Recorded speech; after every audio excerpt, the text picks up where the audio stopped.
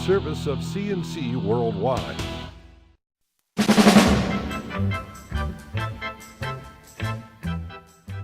The Daily is a service of CNC News, and it's brought to you by the Greece Chamber of Commerce, providing more than 800 members with business solutions since 1984. Think we've figured out why yesterday's show would not publish, so today's podcast is hopefully off and running. Rochester police have released surveillance video showing the person they believe may be the one who fired the multiple gunshots Monday at the Liberty Pole. That was September 23rd. The video shows the possible shooter, also another person of interest that police want to talk with. The suspect is the young man that police chased Monday when the shots were fired after a fight between youths in front of the Sibley building. They lost the suspect in the crowd. As you can see, he's a young black male, about 15 to 18, and he's the one with the navy blue jacket and the turquoise collar that's turned out. There was heavy police and PACTAC volunteer presence along Main Street Thursday from St. Paul Street to the Liberty Pole, and officers could be seen walking up to talking with groups of teens along that bus transfer area.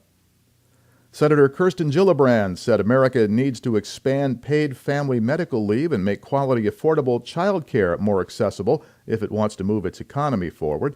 Gillibrand spoke at the Center for American Progress, saying America's workplace policies have not come to grips with the fact that 40% of women with children at home are now the sole breadwinners for their families. She said that doesn't look like it's going to change, so America had better adjust to the needs of this new workforce, or it will limit its economic growth. Gillibrand is pushing a 5-point agenda that also includes raising the minimum wage, universal pre-K for children, and guaranteed equal pay for equal work. More than half of Monroe County homeowners who are eligible have registered for the Basic Star tax exemption, and nearly 90% of them did it online. This is the first time the state has offered that option, also because it's the first time the state has handled the Star applications directly. You used to file it with your local town or city assessor. Governor Cuomo's administration decided to change the process to get all the applications on one file so that any fraud or waste would become evident. Seniors who get Enhanced Star don't have to apply. Other homeowners need to register either online or by phone with a live representative this fall.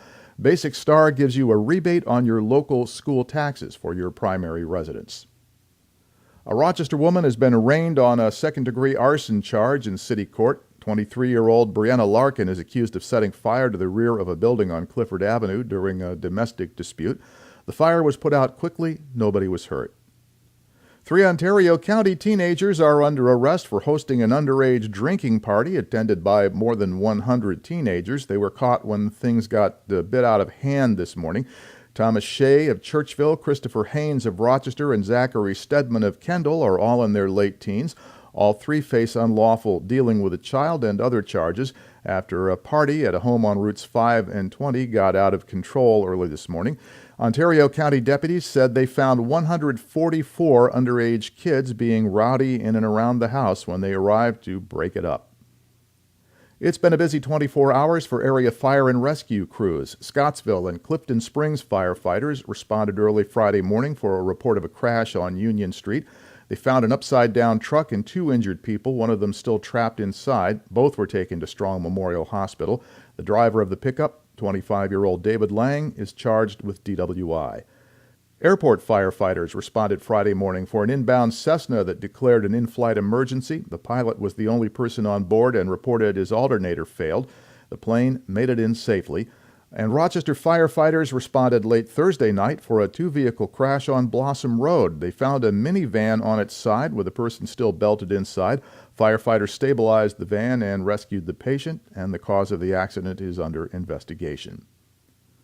A Rochester man has pleaded guilty to a federal mail fraud charge for his part in a classic sweepstakes scam aimed at the elderly. Ricky Miller, Sr. of Rochester, was the Rochester connection for a phone scam that ran out of Jamaica. Federal prosecutors said a call center in Jamaica would phone the targets, tell them they'd won the sweepstakes, and they'd have to pay a service fee to release the purported winnings.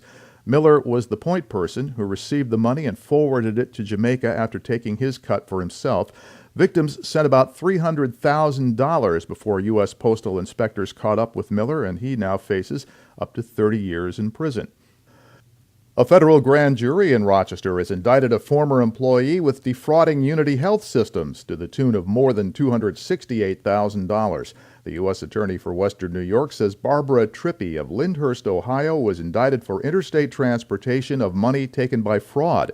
Prosecutors said Trippi worked as director of accounts at Unity when she created a fake employee account, then began submitting fraudulent invoices for medical coding work, supposedly being done by this fictional contract worker. She collected 57 paychecks worth $268,800. Then she took those checks back to her hometown in Ohio and deposited them in her bank account there, at least until she was caught by FBI investigators. She's looking at 20 years in prison, if convicted. Rochester police said the man shot on Saranac Street this week is 25-year-old David Henry. They said he's in guarded condition at Strong Memorial Hospital after the Wednesday attack. Henry was found in the backyard of a house at 125 Saranac with gunshot wounds to the torso. Henry had been taking his 2-year-old son out of his car seat when another car pulled up alongside and suspects opened fire. Henry was hit at least twice, and fortunately the child wasn't hurt. Police are investigating, but they haven't made any arrests. To the left of the player window, you'll find the links to these and other stories, and at the bottom of the page, links you can use to post news and information straight to us. So the next news podcast is As It Happens. Updates are as necessary, and I am Bud Lowell, CNC News.